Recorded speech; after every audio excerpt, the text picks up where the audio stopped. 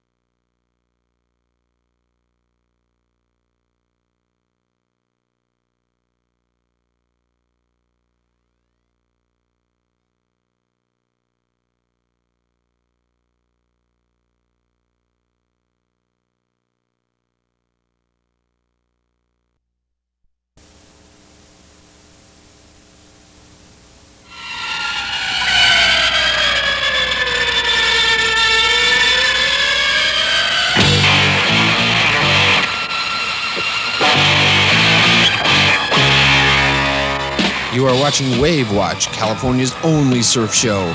Brought to you by John Bass with Peter Townend hosting the surfers of today, yesterday, and tomorrow. Wave Watch. Watch it.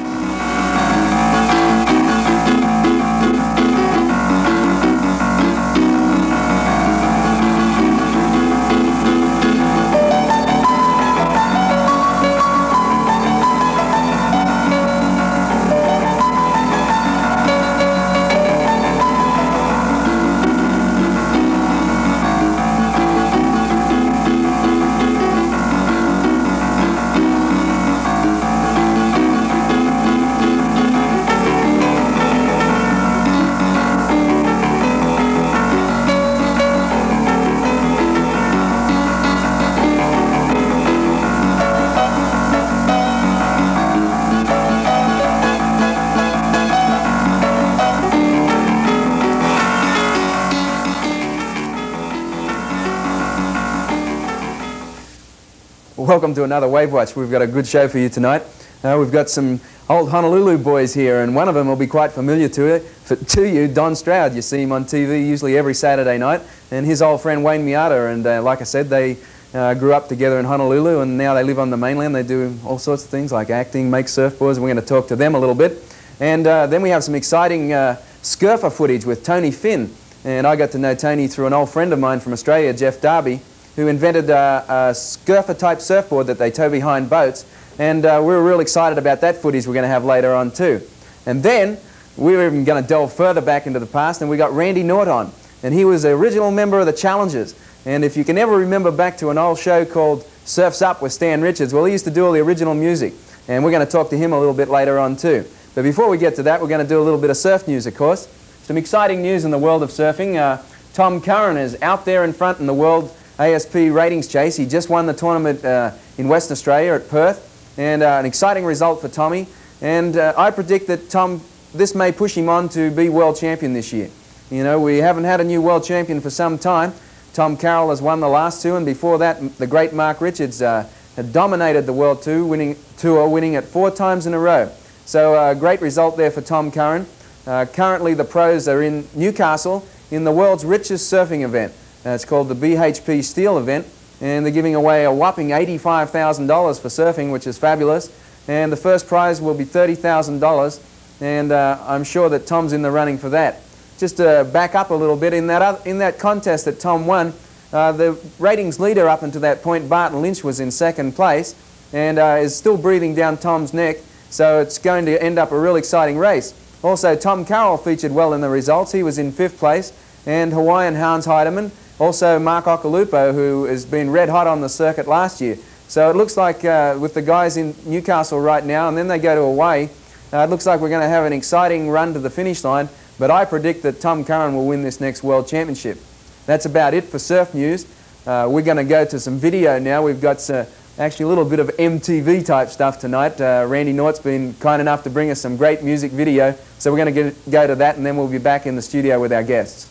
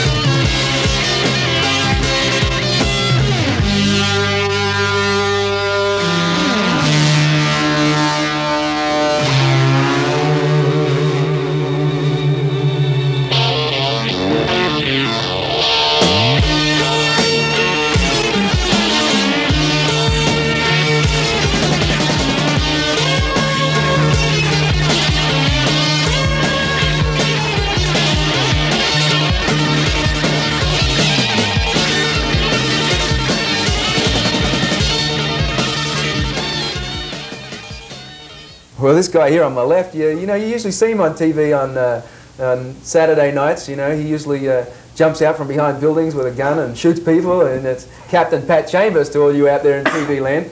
And he's an old surf dog for all you guys that don't know, and his good friend Wayne Miyata. They grew up in Honolulu, and they've been surfing for a very long time, and they're still as stoked as ever. And these are all Don's boards behind us, and we're going to talk to them about a lot of different things tonight. But I'm real stoked to have you guys here tonight. Well, great. It's fun. Thank you. Don, I want to start off with you. How did you ever get from being a Honolulu surf beach boy to be an actor on TV? I was sitting on the beach, and they were doing a show called Hawaiian Eye with Troy Donahue. And they said, hey, can someone double Troy Donahue? And I said, well, I'll try it. I was 19 years old. I had blonde hair. And so I started surfing for Troy Donahue in the old show. And I started as a stuntman and came to Hollywood. And everybody said, look me up, kid. Nobody was there, of course. You know what I mean? So we started, Wayne and I went to school together, and so it was back in Hawaii on the beach in Waikiki. I was an old-time beach boy, went to Kaimiki High School and stuff, so we're all local boys, you know. So when you got to Hollywood, you know, it must have been a big change coming from Honolulu. And well, I hung up surfing because the first place we went was down to Zuma Beach with no wetsuits. He said, try this out. I said, oh, I hung it up for about 5 years, and I started hanging around the Sunset Strip. I ran the Whiskey A Go-Go up there because the water was too cold for me. But now I live at Rincon where the water is 55, but I've discovered wetsuits and different things like that, you know. Is it as easy today to maintain the same stoke you had as when you grew up as a kid in Honolulu? Well, you know, we surfed canoes and kunas and queens and threes and Kaisers, Ala Moana and places like that, and 9/6 boards, no leashes. Matter of fact, Pat Curran shaped my first board. Yeah, the pintail. The pintail board, you know, no leashes. So it was really different. You know, I'm writing this now where see, people think this is a long board, but to me it's a short board because I came from the 9.6 and I'm using the leashes. But this is a good board for Rincon. I think it's a completely different world. I think this is the way to surf, you know, coming up the top and all those moves are real nice. Wayne, your fame, you were a great surfer too, and also, but one of the things that I knew about Wayne Miyata was that he was a fantastic craftsman in the art of building surfboards. And how did you get into that? You're from that era of, say, the other name that comes to mind are the Patterson brothers. Patterson brothers and all that. We all used to, everybody used to surf together in the good old days. It was one of those kind of deals where you walk out there and you look for somebody to go in the water with you because there wasn't a crowd. So everyone used to get together and surf, and then I started doing repairs in my backyard. My father didn't like it. Mum didn't like the foam dust? No. In fact, I glossed the board in my mother's kitchen one time with newspaper on the floor, and the smell of the resin took weeks to get get out. Needless to say, nobody in the house was happy, but that's how it started. I think we've all done that surfboard in our parents' house act. I mean, I love it. That was pretty funny.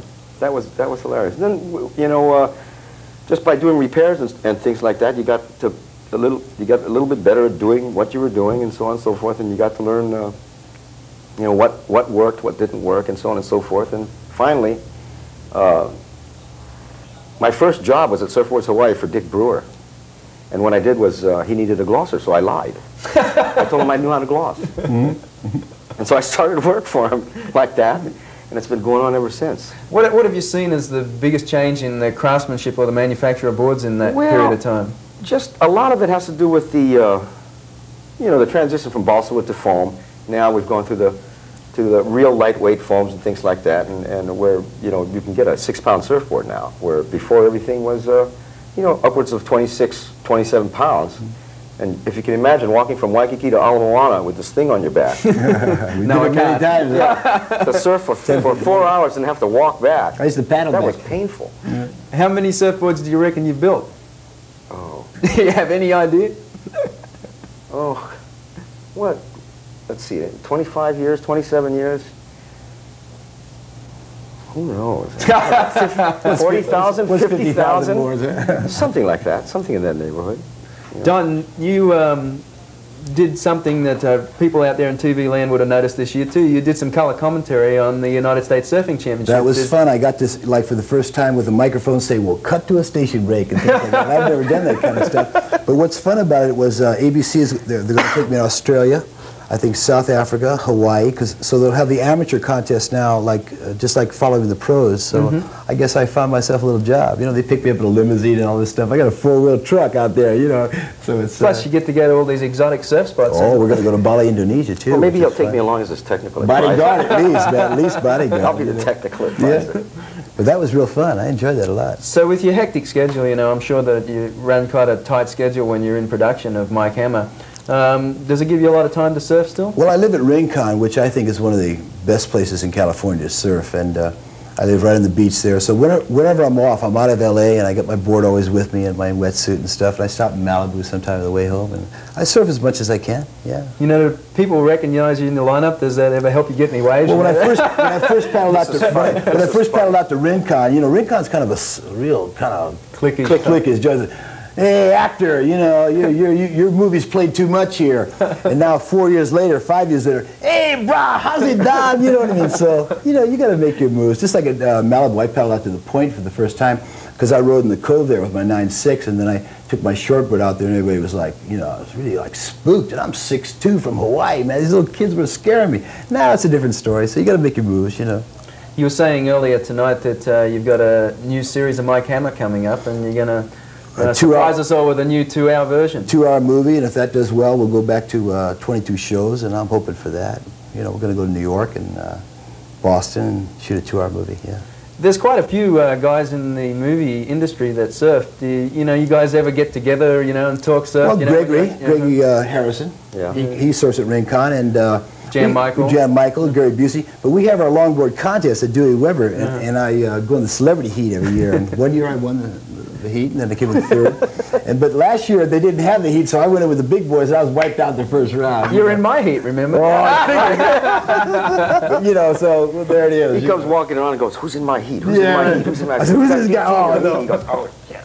But that's fun. We do it for it's like a reunion. All Donald Takayama. I mean, George Downing was there. All the guys you grew up with. It was great. It was really great. Yeah. So Wayne, you're doing the Wayne Miyata surfboard thing right now. I own a factory down there, and Don's, part of the partnership and things like that. Business together. What we do is we're manufacturing boards, glassing boards for maybe 8 or 9 different people right now, and I just do these on the side. You guys must, having come from such a background as being brought up in Honolulu and the early beach boy era and the surfing styles, and it must amaze you to see what the kids can do today on these little short boards. Oh, these surfs. It's definitely different. Tommy's a Santa Barbara boy, so I'm rooting for Tommy up there, Well, what's good about Rincon, I mean, Willie Morris comes up there, Sean Thompson comes up there all the time. I mean... Well, Sean has a house up there, I understand. Yeah, but in the water, it's just great to see these guys out there in the water. So it gives me a nice buzz, and I've become friendly with these guys and stuff. It's nice. Well, thanks for coming on the show, you guys. We're really happy we could have you on, and appreciate it. We'll be looking for you on the new show coming up. All right. Great. We'll be back in a little while. We're going to go to some more video now, and then we'll be back with Tony Finn and his Scurfer.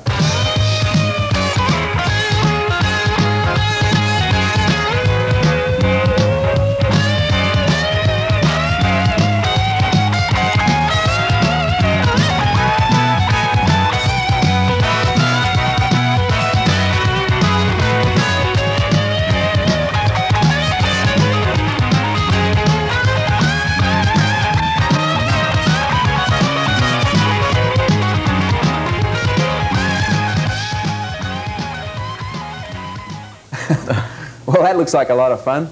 The scurfing, I think I could actually do that, it looks a little easier than, say, snow skiing where you got 2, but you get your feet together. It's kind of like surfing, and I wouldn't mind having a go at that. Actually, the guy that designed this is an old friend of mine, Jeff Darby, and he hooked up with our guest tonight, Tony Finn, and he's come here, and he is from San Diego, and he's pioneering this sport of scurfing here in the United States, and we're really excited you could come to the show tonight, Tony. Oh, I'm happy to be here. How'd you ever hook up with Jeff Darby? Well, I was in Australia and I needed a place to crash, so I figured I just met him surfing and he let me stay there, and then I saw that he was had these little boards that he was going behind his boat on, and I just thought it was hot. So you grew up being a surfer and everything. And, yeah. So you'd never really done it before you ran into Darby. You just decided that you'd have a go at it, and it felt pretty fun. You thought, oh, well, let's see, that could work in America. Right. Well, we had before, went behind our regular surfboards behind boats, but Darby had actually had the one designed especially for going behind a boat.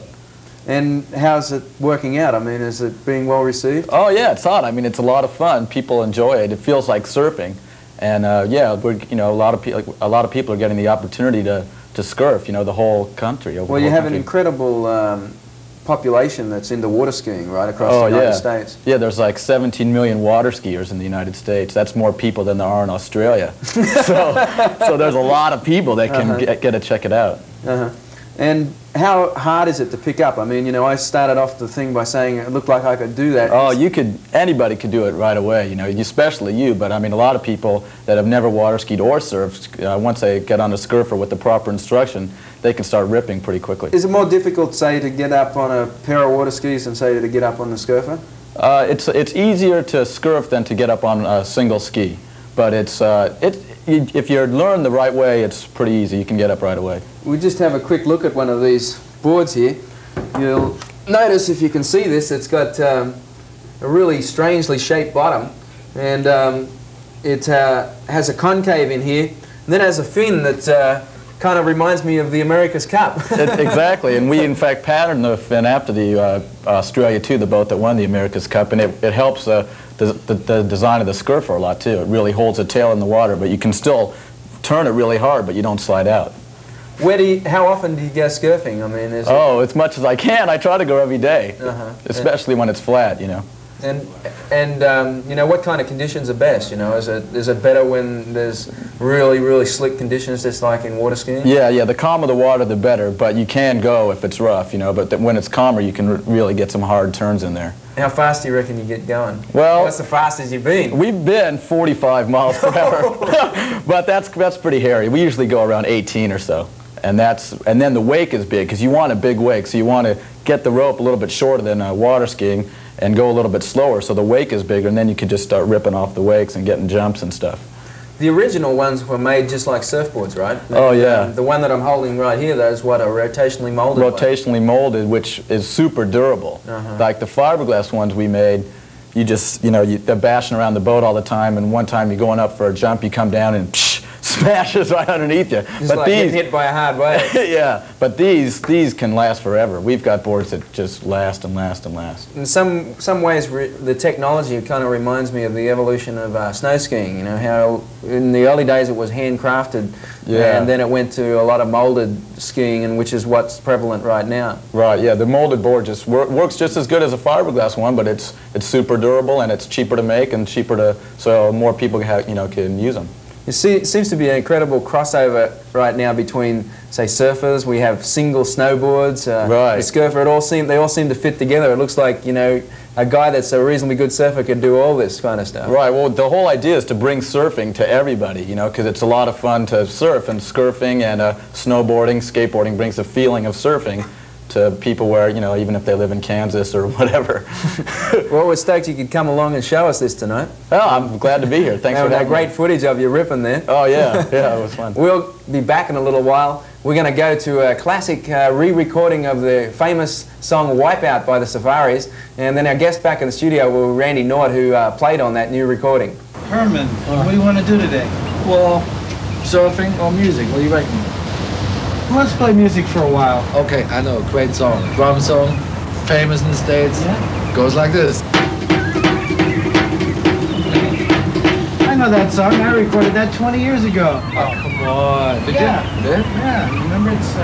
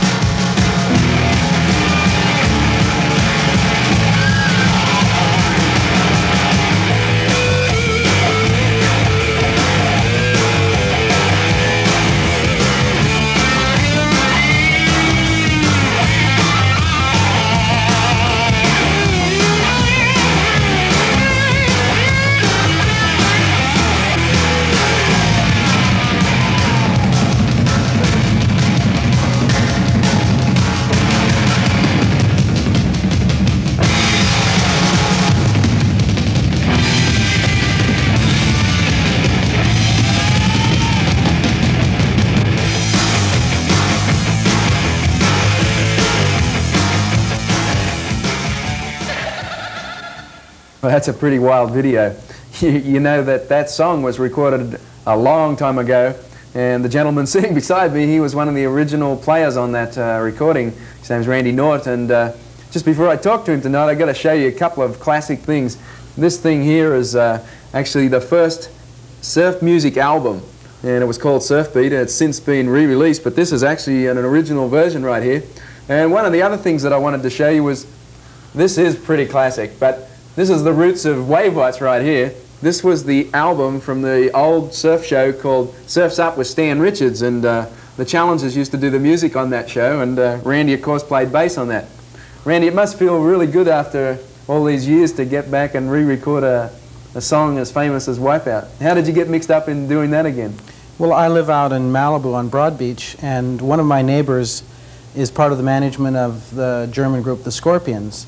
And we became friends, and they'd moved out from New York. They were New York people, so I'd take them sailing on the Hobie Cat and show them around. And this German fellow showed up one night with his wife. She was in the April penthouse, and they walk in, you know, very exotic, and sit down and talk, and says, "Oh, David, I did this song. It's old tune, but it's for the new album. It's a drum song. You like it? It's drum instrumental. But we did it up to date. It's a song called Wipeout."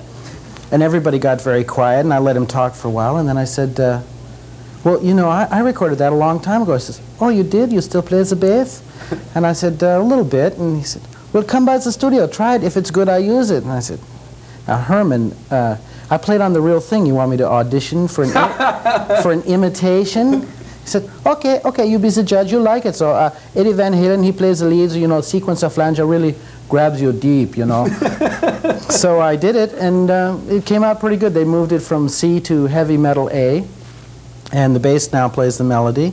And then Herman wanted to do a video, and so we used my house and recruited the girls from around the pool and did it. And then I took him sailing on the Hobie Cat because he couldn't really surf. There's not a lot of beachfront property in Germany. And we took him out in about a 6-foot day and wiped him out, tore the mast off the Hobie Cat. He says, I said, "Now, Herman, you've recorded it. Now you've experienced the wipeout." He says, "Oh, that's great. Can we do that again?" It was about a $250 crash. The rudders broke and a few other things. But you know, like I said in the introduction, the old show Surf's Up with Stan Richards. I'm sure things have changed a lot since the days of when you were doing a TV show on surfing. What, that would be 20 years ago now. yeah, most of it. You mean musically or? Well, in both ways. The way in those days it was all longboards and musically. Actually, you know, I still ride a longboard. Well, you know, we all do at times. Oh yeah. I like to do drop knee turns. Malibu's nice. I grew up in Palos Verdes, so I'm goofy foot. So I complain about the coastline because it's all rights in Malibu except for a few spots. But yeah, the boards have changed. Music's changed. That first album you showed we did in 3.5 hours, and it was 2-track. And the last none of these things where you come in and just play the bass part and then you add it in later on. It was just in the studio and record the song. we did just a live show. We went in and set up our equipment, and they put the mics down, and we did our show, and we did the songs 2 or 3 times, and then they put them together with a piece of tape, and that was the record, and it came out and did about 200,000 units in '62. That was quite a few records then. Of course, we didn't get paid. You know, one of the things that's real interesting to me is we were talking a little bit about surf music has kind of influenced a lot of people today. You know, even today people look back and the guitar solos, the beat that surf music had, you still see it surfacing in a lot of things that are done today. You were saying a little while ago that Elvis Costello, for instance, is a surf music fan. Right. We just did that repackage, and for his label, he's a connoisseur of good music, and he wanted to have a good album of surf music, so he did 18 of our songs, and it just came out in England this summer. It's not available here, but the English are more into surfing. Have you been to England lately and seen all the boards on cars? Cornwall is... Well, of course, you know, they have the professional event. I haven't been there for, since the 70s, but, you know, they have a big professional event there now every year. Yeah. I'm sure it's a big status thing now to have the surfboard on the car. Yeah, water's cold there. I was there the summer before last. It was freezing, but it's good. It's nice to... And the music is simple, and I think good music, good popular music has high energy and simple, and that's what a lot of groups do. The bass player in the Moody Blues is a friend of mine. He always claims the Moody Blues are really a surf band, but English. You still surf a lot, but do you play a lot of music still too? I produce and publish songs and manage artists, and I play a little bit. Herman made me practice, though. It's a lot of hard work, you know. The Scorpions work very hard, and they're a great group, and they play the same kind of high metabolism music that we used to do. And I just as soon let them go out and tour 200 dates a year. Although I did enjoy going to Rio. The girls on the beaches there are pretty nice. Water's nice too. So where do you get in the water these days when you're out there doing your drop knee turns as you like to do? Mostly Malibu. We have there's a couple other guys that I've grown up with out there, John Van Hammersveld and a few others, and You know, you drive in and out of Hollywood to do your record business stuff. You have 24 miles of coastline, so you get to check out the waves. And some days, you know, you don't quite make it all the way, or you stop on the way home. You know, Malibu's a nice place. I'm sure you've surfed there quite a bit. Yeah, I've surfed there a few times. It's a fantastic wave. Yeah, as a matter of fact, I think we were neighbors but didn't know it for a while up there. You don't always know all your neighbors in Malibu. Everyone's very discreet, right? Well, we're stoked you could come on the show and impart upon us some of this great history about surf music and thank you. A little bit of the old surf tunes from the Challenges. Great, thank you. It's a pleasure. That was a great show and a great interview with Randy Nauert and some real history there about surf music and the old surfing show Surf's Up. We're going to close over a video tonight, another video that Randy brought us, and we'll be back with another great show next week.